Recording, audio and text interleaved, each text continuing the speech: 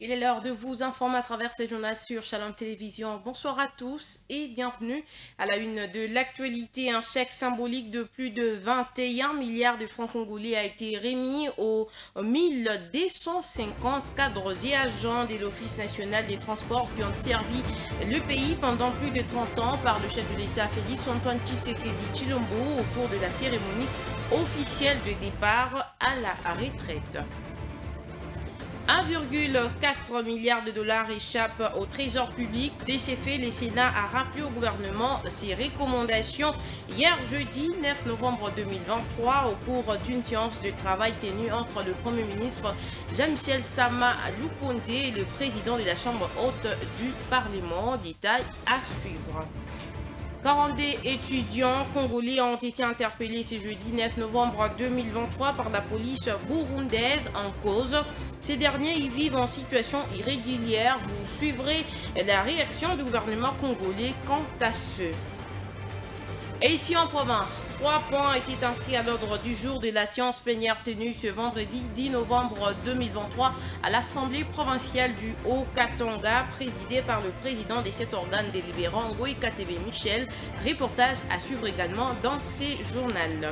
Et au Sénégal, nous parlerons des mesures d'urgence prises par le président sénégalais pour endiguer les flux en pleine expansion des départs de migrants tout à l'heure. Et c'est tout pour les titres. Madame, Monsieur, place à présent au développement de votre journal.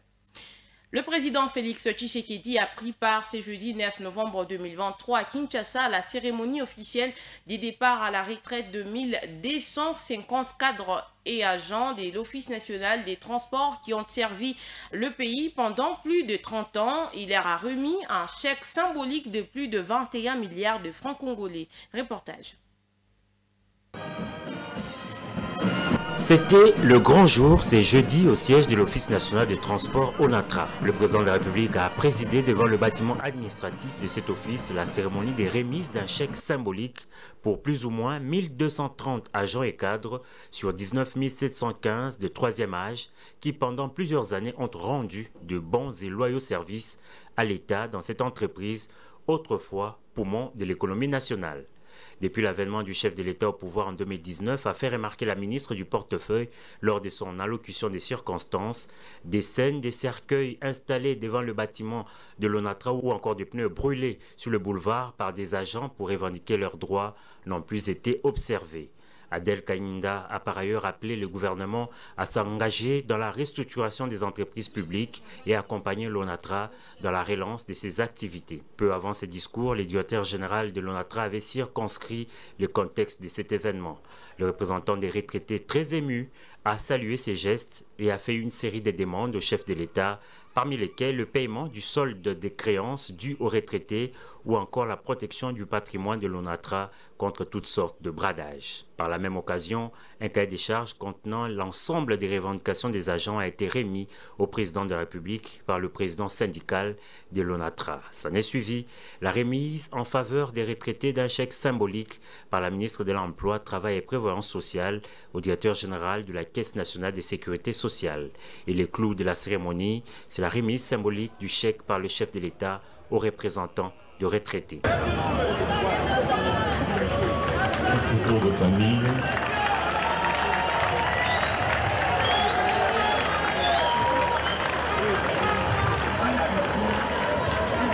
Établissement public à caractère industriel et commercial, l'ONATRA exploite et gère une chaîne intégrée des transports composée de 3 ports maritimes, Matadi, Boma et Banana, du port fluvial de Kinshasa, du chemin de fer Matadi-Kinshasa long de 366 km, d'un réseau fluvial long de 12 km, de plusieurs ports fluviaux et de 3 chantiers navals. Et au chapitre de la santé, la semaine de la mère et du nouveau-né s'est clôturée hier jeudi 9 novembre 2023. C'est le vice-ministre de la Santé publique Serge-Emmanuel Hollande qui a procédé à la cérémonie des clôtures de ces dernières en présence de la première dame Denise Nyakeru Tshisekedi. Reportage.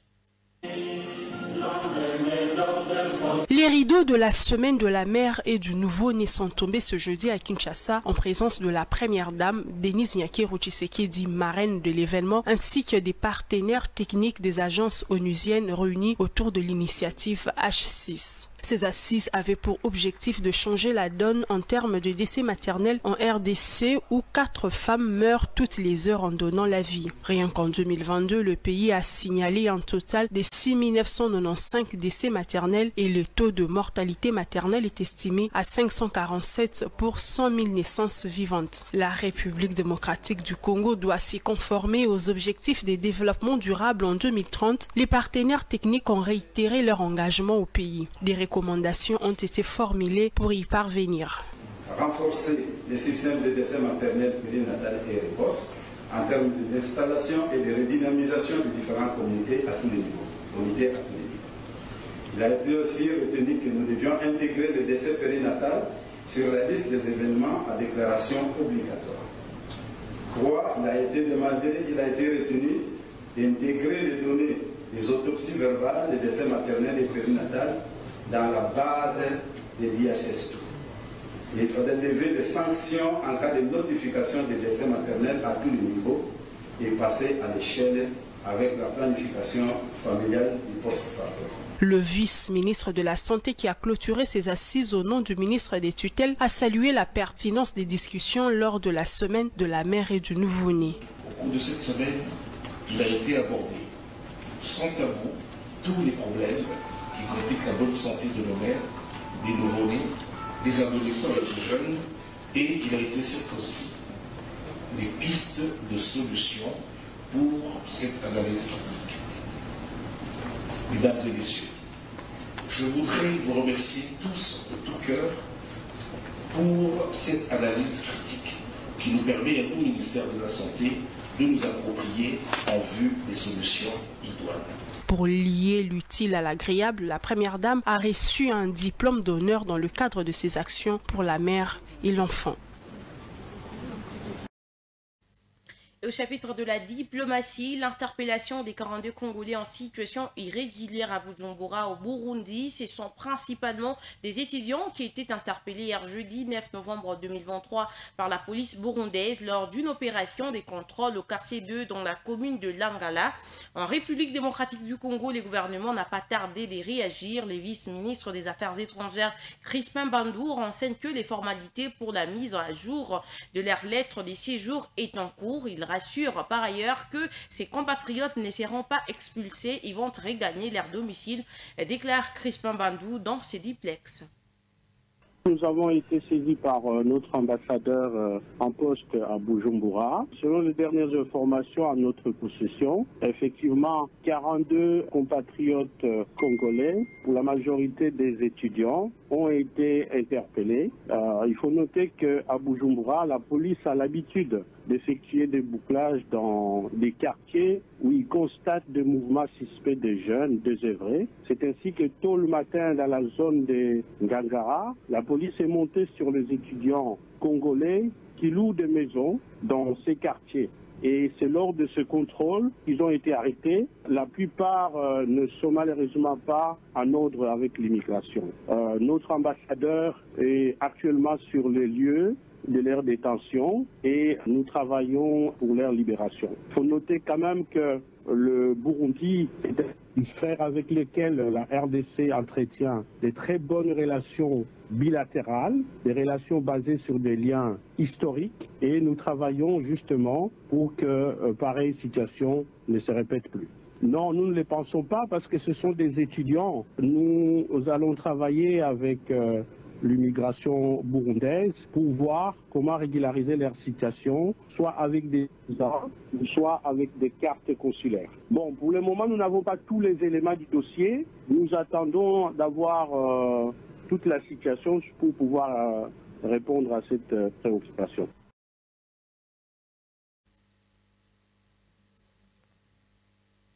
Et puis, autre chose dans ce journal, les organisations de la société civile réunies au sein de l'Alliance citoyenne pour la gouvernance sécuritaire jugent insuffisant le budget alloué à la gouvernance sécuritaire, nous dit Jean-Robert Djema dans ses commentaires.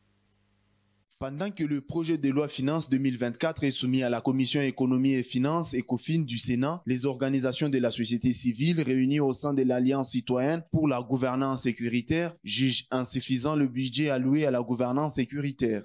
La gouvernance sécuritaire bénéficie d'une dotation de la hauteur d'1 milliard de francs congolais, soit 397 008 $ américains, au taux budgétaire, a indiqué Bishop Abraham à la tête de cette structure qui a rencontré Modeste Bahati, président du Sénat ce jeudi 9 novembre 2023 dans son cabinet de travail. Cette organisation sollicite ainsi auprès du Sénat les crédits additionnels d'au moins 7 milliards de francs congolais au chapitre des 25 806 pour permettre au ministère de l'Intérieur de relever le défi sécuritaire. À en croire Abraham Djamba, ces ajouts permettra également de résoudre le cas de non-paiement des administrateurs de territoire et leurs assistants qui occupent plusieurs mois de retard dans le paiement. Ceci va permettre de consolider l'autorité de l'État sur l'ensemble du territoire national et s'assurer ainsi de la sécurité, a-t-il expliqué. Le président du Sénat a été réceptif à ces revendications. Il a sollicité que nous puissions discuter profondément de nos propositions avec la commission ECOFIN et c'est ce qui va être fait, a conclu Bishop Abraham Djamba. Pour rappel, les sénateurs ont déclaré recevable mardi 7 novembre 2023 le projet de loi de finances de l'exercice 2024. Il est envoyé à la commission ECOFIN pour un examen approfondi. Celle-ci dispose de 5 jours pour présenter le rapport de son travail. Et toujours dans les chapitres de finances, la maximisation des recettes a été au centre d'une séance de travail au Sénat ce jeudi 9 novembre 2023 entre le Premier ministre Jean-Michel Sama Lukonde accompagné des quelques membres du gouvernement, des responsables des régies financières et les présidents du Sénat, Modeste Bahati Lukwebo. Les détails, c'est à suivre dans ces reportages. Au bureau du Sénat pour la séance de travail, le Premier ministre était accompagné des quelques membres du gouvernement et des responsables des régies financières. En face, le président du Sénat, des membres du bureau ainsi que ceux de la Commission économique, financière et bonne gouvernance, ECOFIN en sigle. Au cœur des échanges, les recommandations des sénateurs pour la maximisation des recettes en République démocratique du Congo. Des recommandations formulées après des enquêtes parlementaires de la Commission ECOFIN qui a entre autres constaté que la République démocratique du Congo perd environ 1,4 milliard de dollars américains l'an, faute notamment d'un bon recouvrement auprès des opérateurs économiques dans certaines provinces du pays. Nous avons estimé qu'il était important avant que ces chiffres ne soient portés justement dans la loi des finances de l'exercice 2023. Nous avons pensé qu'il était important qu'une rencontre de haut niveau ait lieu entre les présidents du Sénat, le Premier ministre et quelques membres du gouvernement pour plancher sur cette situation et insister auprès du gouvernement pour que les droits qui ont été calculés soient effectivement recouvrés. Son Excellence, Monsieur le Premier ministre, s'est engagé à pouvoir réunir très rapidement les membres du gouvernement concernés par ce dossier pour examiner toute la pile des informations que nous avons mises à leur disposition.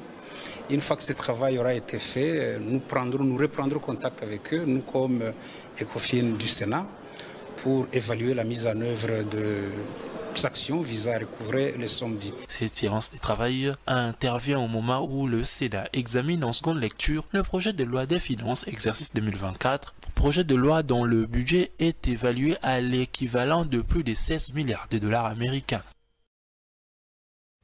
Et au chapitre des infrastructures, au cours du briefing presse bilan et perceptif du secteur des infrastructures en République démocratique du Congo, tenu à Kinshasa ce jeudi 9 novembre 2023, le ministre d'État, ministre des Infrastructures, Travaux publics et Reconstruction, Alexis Gisaro Mavouni, a éclairé l'opinion publique sur les réalisations financées par le gouvernement congolais et les bailleurs de fonds sur toute l'étendue de la République démocratique du Congo. Je vous invite de suivre le ministre Alexis Gisaro. L'autre projet de route dont nous pouvons parler aujourd'hui, c'est la route nationale numéro 1.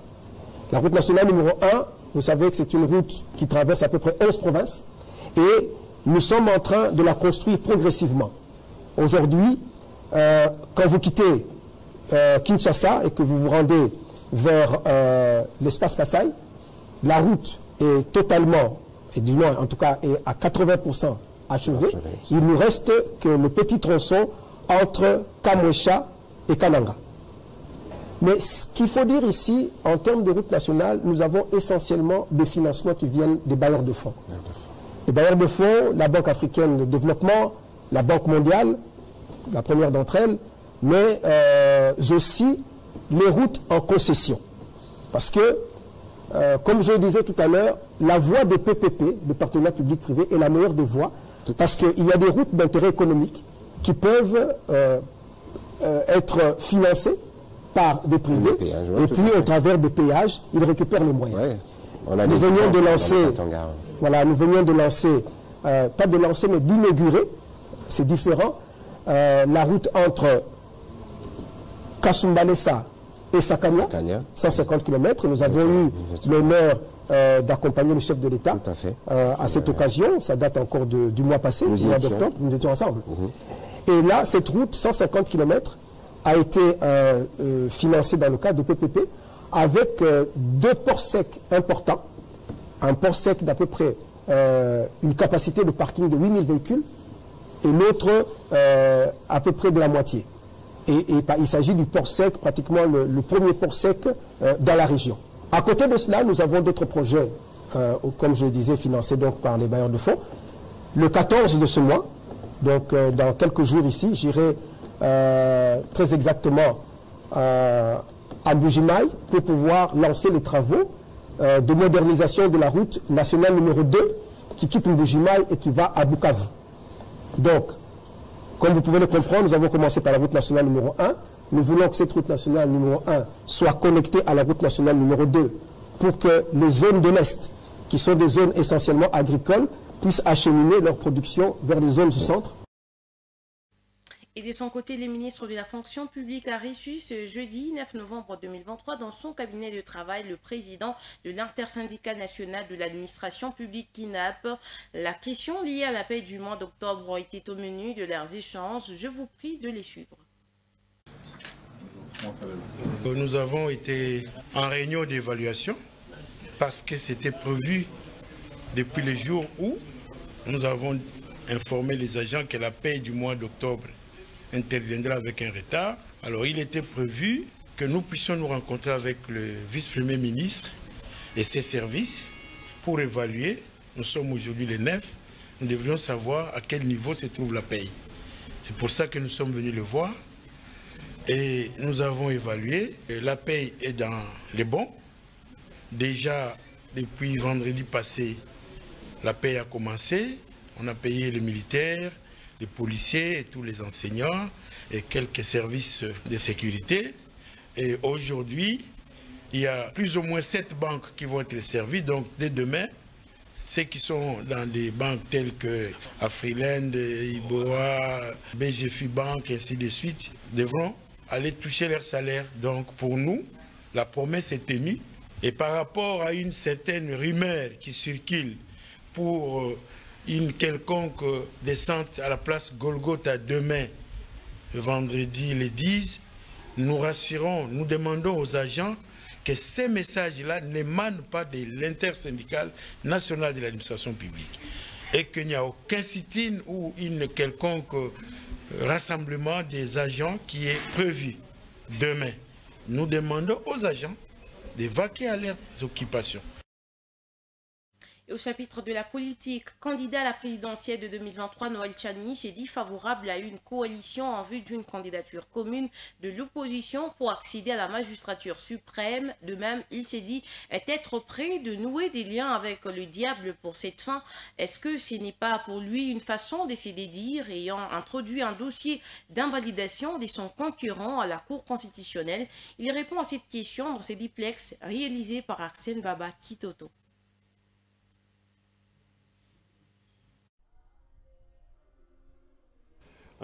Mon souci, c'est de rassembler tous les Congolais. Les Congolais, non seulement au niveau des candidatures, de ceux qui sont déclarés candidats à la présidence, mais au niveau de la population congolaise. Je voudrais bien sûr me faire adouber par tous les Congolais. Je voudrais me faire soutenir par tous les Congolais pour que nous puissions aller dans cette élection présidentielle avec détermination et capacité de pouvoir gagner et de gérer le Congo ensemble au profit de tous. Donc voilà mon idée. Et comme vous le savez, Je suis l'auteur du plan Marshall de Noël Tchani pour la reconstruction et le développement de la RDC. Une véritable vision de développement qui peut transformer notre pays d'un pays pauvre, très endetté, pour qu'on devienne un pays émergent à l'espace de 15 ans. Mais je ne pourrais pas le faire seul. J'ai besoin de me mettre ensemble avec d'autres Congolais, tant au niveau des candidatures déclarées à la présidence de la République, qu'au niveau de la population, qu'au niveau de toutes les provinces, pour qu'ensemble, on puisse présenter ce front commun qui pourra transformer la RDC au profit de tous. Monsieur Noël Tchani, il y a aussi une autre question, celle relative à la candidature dont pour Moïse Katumbi, vous avez introduit le recours à la Cour constitutionnelle pour que cette candidature soit invalidée. Et aujourd'hui, vous êtes prêt à vouloir vous rallier à Moïse Katumbi. Est-ce que ce n'est pas une façon de vous dédire?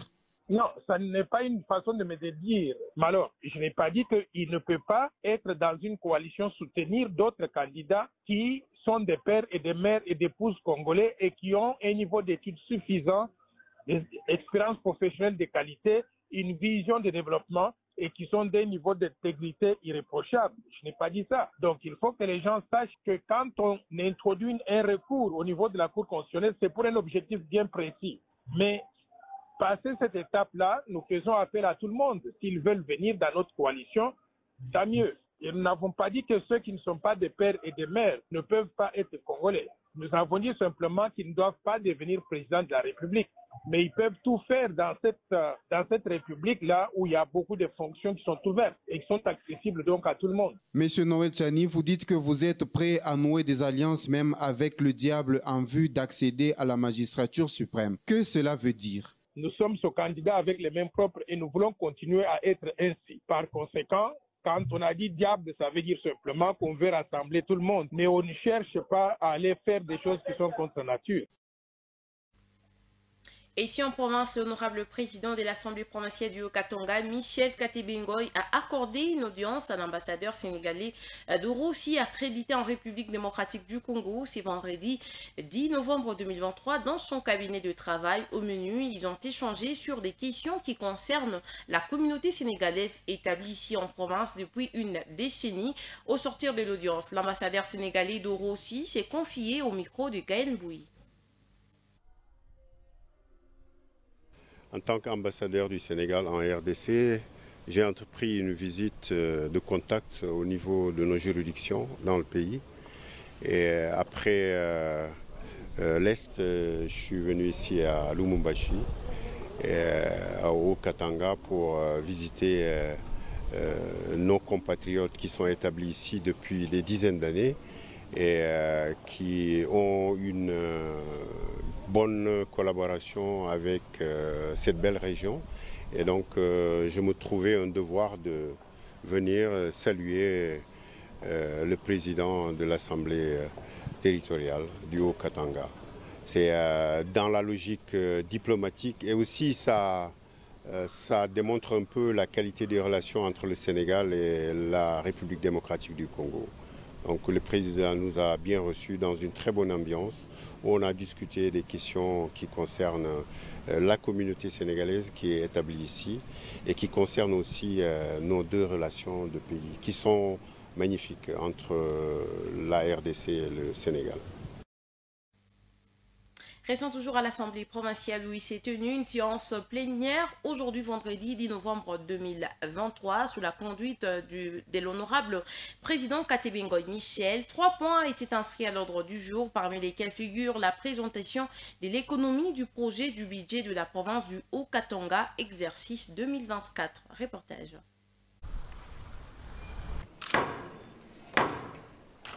Sous l'égide de l'honorable président Katembe Ngoy Michel, la séance plénière de ce vendredi 10 novembre 2023 à l'Assemblée provinciale du Haut-Katanga a connu à son premier point la présentation de l'économie du projet de budget de la province du Haut-Katanga exercice 2024, chiffré en recettes et en dépenses à 1430 milliards 223 739 068 francs congolais, dont l'économie a été donnée par le gouverneur de province Jacques Kaboula Katoué.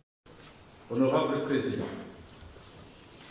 honorables membres du bureau, honorables députés provinciaux, en recettes et en dépenses à 1430 milliards 223 739 068 francs congolais. La ventilation du dit budget 2024 en recette dégage un montant de 1430 milliards 223 millions 739 068 francs congolais.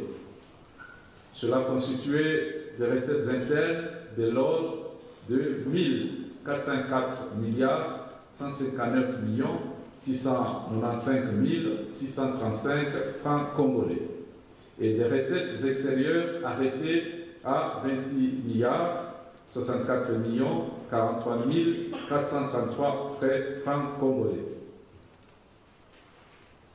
Les recettes internes comprennent les recettes courantes de l'ordre de 1383 milliards 200 millions 865 343 francs congolais. Honorable Président, honorables membres du bureau de l'Assemblée provinciale, honorables députés, telle est l'économie de la présentation du projet d'édit budgétaire de la province du Haut-Katanga pour l'exercice 2024 que le gouvernement provincial soumet à vous, honorables députés, élus légitimes du peuple, pour examen et adoption. Un projet soumis aux élus provinciaux pour son examen et adoption en séance plénière. Tout juste après ces points, l'honorable président Katebe Ngoy Michel a décrété les huis clos.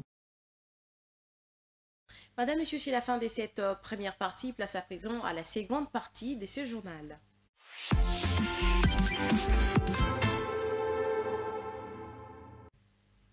En Somalie, au moins 29 personnes ont trouvé la mort et plus de 300 000 personnes se sont déplacées suite aux inondations qui ont frappé le pays. Africa News nous en parle. En Somalie, au moins 29 personnes ont été tuées et plus de 300 000 déplacés dans des inondations. L'annonce a été faite mardi par le président de l'Agence somalienne de gestion des catastrophes. Il faut signaler que l'Afrique de l'Est subit en ce moment les affres des pluies diluviennes. Le phénomène climatique El Niño amplifie les précipitations de la saison des pluies dans la région, avec des conséquences également dévastatrices. Il a déjà causé 20 morts en Éthiopie et 15 au Kenya. En 2020, la Somalie a connu par ailleurs une sécheresse inédite depuis 40 ans. À présent, ce sont les inondations qui touchent notamment le sud-ouest du pays. Un précédent bilan donné samedi par l'Agence humanitaire des Nations Unies, OCHA, faisait état de 14 morts.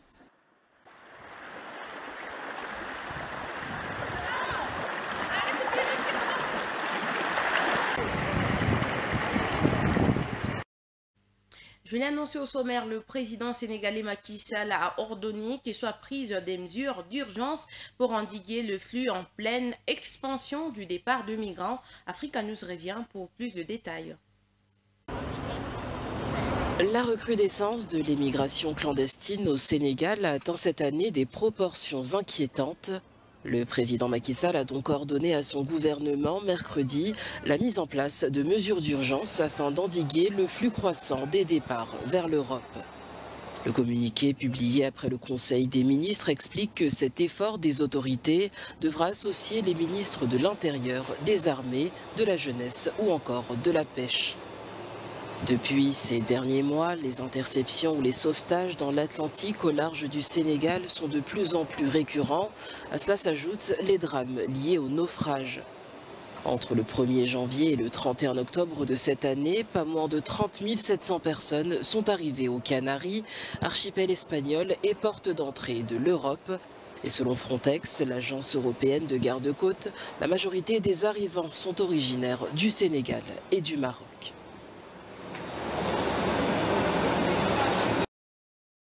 Et puis Israël a frappé la Russie vendredi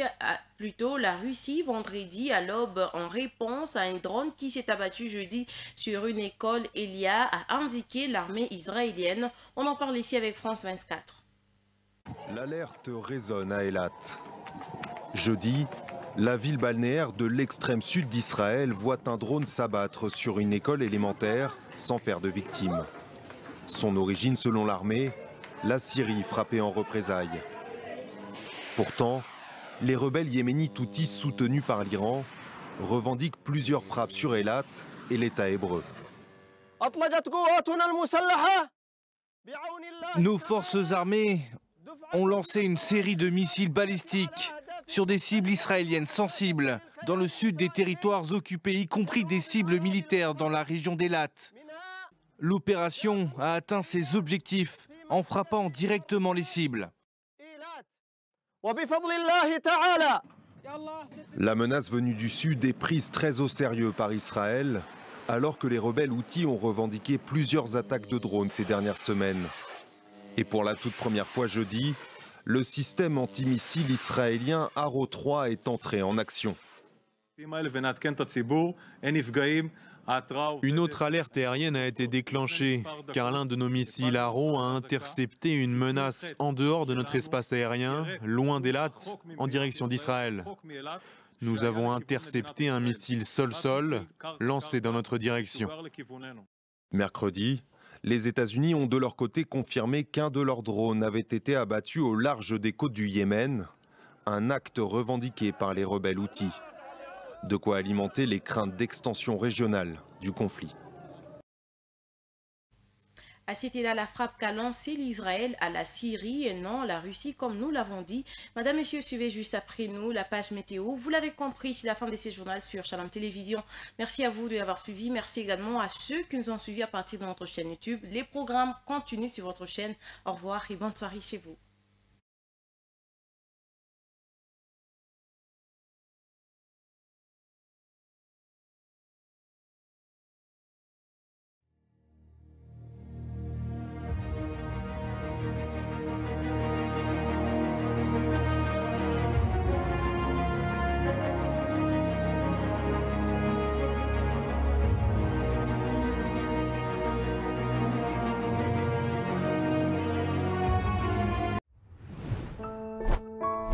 Abonnez-vous massivement sur notre chaîne YouTube Shalom Radio Télévision.